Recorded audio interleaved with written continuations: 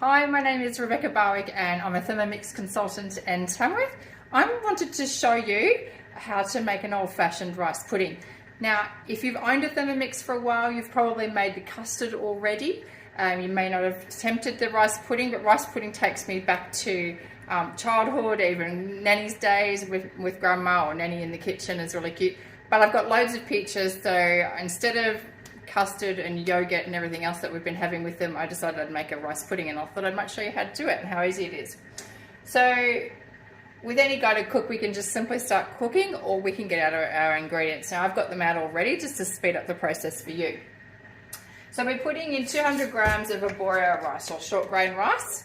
So that's really important when we're doing anything like a risotto or a rice pudding like this. The long grains simply just won't work.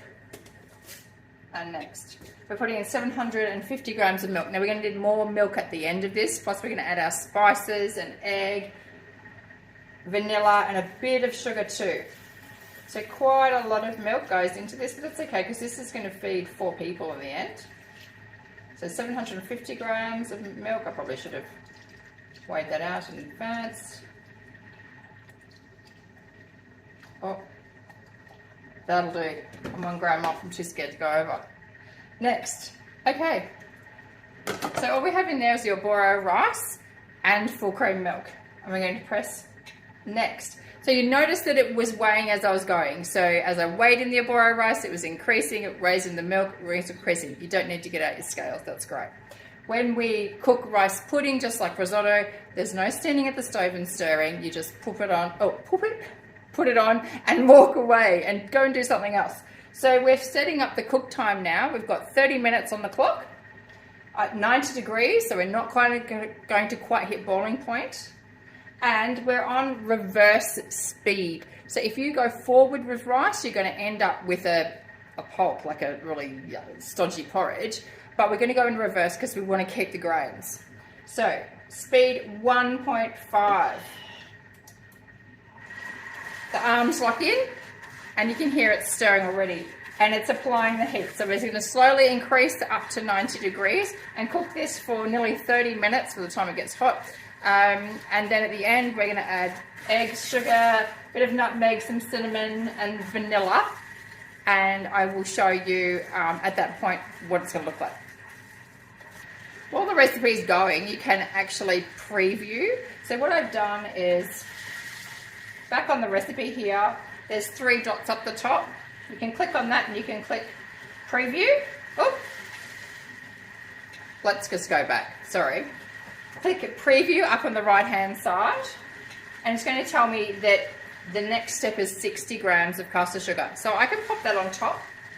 It's going to be probably a bit wobbly, but I can then go to the 3 dots where I was headed before and go into, oh poop. Go into, I will get you there, the scales. And you can see on the screen the scales, and I'm going to just weigh in that 60 grams of caster sugar. This is probably more like icing sugar, to be honest. I've had this container, I reckon, for more than 10 years. 60 grams, okay. And what I do is I buy just that 1 sugar, and I mill it down to caster sugar. And then I mill it down a step further down to icing sugar.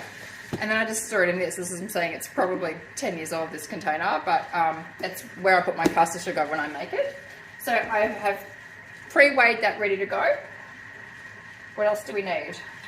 A teaspoon of natural extract. I'll just pour that in as I go, a little bit slap happy. 2 eggs, which I'll do next. And cinnamon and nutmeg, which I will also get prepped ready to go at the end. Okay, it's been 30 minutes, so I will show you what it looks like right now. See that? It's starting to look like a rice pudding. Okay, next. So I have 60 grams of caster sugar, which I pre-weighed. I'll put that in, but I've also got in there some nutmeg and some cinnamon. So I'm going to put that in now. It's going to call for that in a second anyway. Oh, a teaspoon of vanilla extract. I'm going to guess this Yeah, that'll do. 2 eggs, lightly beaten. Just a moment. Okay, lightly beaten. That'll do.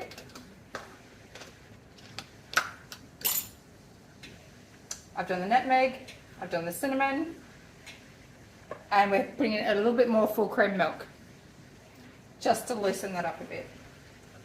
30 to 50 grams, and I managed to put in 66.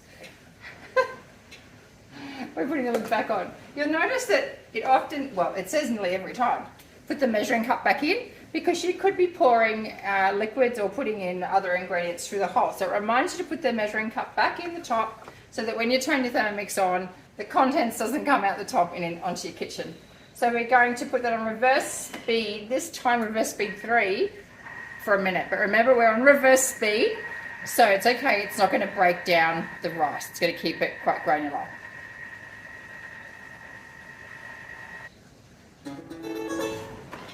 Okay, we've done that for 1 minute. Now, we've been asked to transfer that into a thermal serving bowl. So I'll show you what that looks like. Here's our thermal bowl. This is our large one. It's our 2.6. We've also got an oval as well as the white. This one's great for making yogurt. And you can even get the mini ones. And that's great for dips or condiments or different things that you want to serve on the table. So they're all marvellous. So you can set this rice pudding now into the thermal server bowl or a large bowl and let it rest for about 10 minutes before serving it. Now I'm going to make dinner, so I'm just going to put that aside because I've got another bowl to put on. So I'm just going to leave mine sitting in the Thermomix bowl, and then I will serve it, and I'll do that for you in 10 minutes time, or it'll be only a few seconds because thanks to technology, and I'll continue on cooking dinner. So 10 minutes is up. And I've got myself a beautiful rice pudding. So what I might do is bring the camera a bit closer. You can see what I'm doing. I've got my favourite little Fire King bowl here. Thanks, Warden Cousins. Very excited that you found these for me. Don't know how much I love these. Okay. This is going to be so yummy. This can be served hot or cold. And with any type of fruit really, but I'm going to make a mess. I'm going to pop some peach on there. You can put some brown sugar on there, or even some maple syrup, bananas, whatever fruit that you like, pop it on. It's up to you. Look at that. Yum.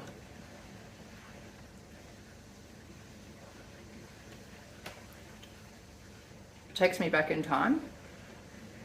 So I think if you go make it, it might go back in time for you. It's so delicious. Donnie's going to be so happy.